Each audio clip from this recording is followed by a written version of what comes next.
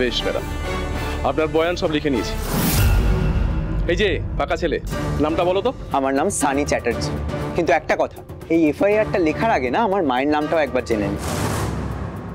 আমার মায়ের নাম রূপালী চ্যাটার্জি। কি? তুমি রূপালী ম্যাডামের ছেলে? আগে হ্যাঁ, ও আমার ছেলে।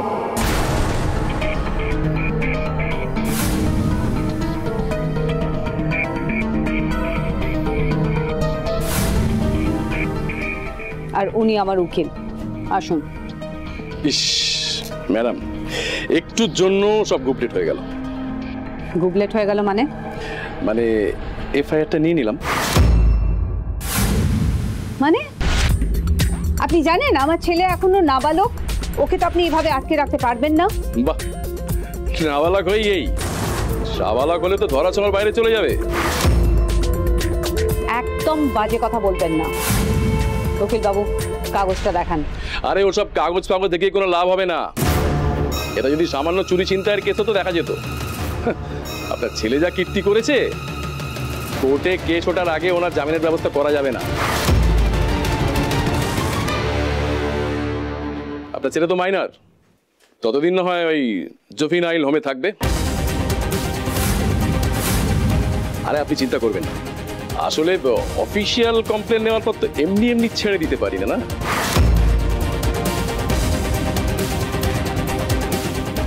দেখান তো কোথায় কমপ্লেনটা লেখা হয়েছে। এক মিনিট, এই দেখুন ম্যাডাম।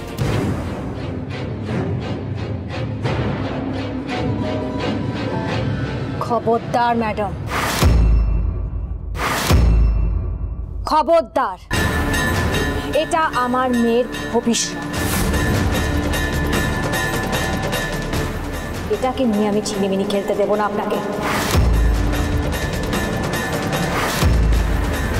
আপনার এত বড় ক্ষমতা যে রূপালী চ্যাটার্জিকে বাধা দেবেন? আমিও দেখি সিংহরাই বাড়ির লোকজনদের কত ধক, আর এবার আমি না সবাই দেখবে। এই আমি লাইভ শুরু করলাম। বলো, চুপ করে আছো কেন? না, এত বড় সাহস! লাইভ কর, সবাইকে দেখা, সবাইকে দেখা এই ভদ্র মহিলা সমাজের কত ভালো করে। সবাইকে দেখ। ধরুন স্যার।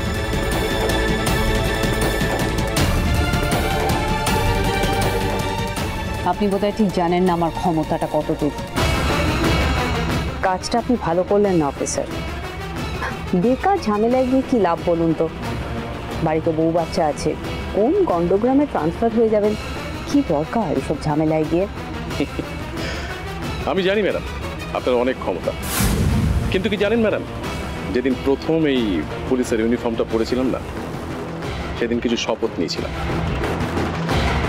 তাই দয়া করে আমাকে ভয় দেখাবার চেষ্টা করবেন না। আমি আপনার ছেলেকে ছাড়তে পারবো না।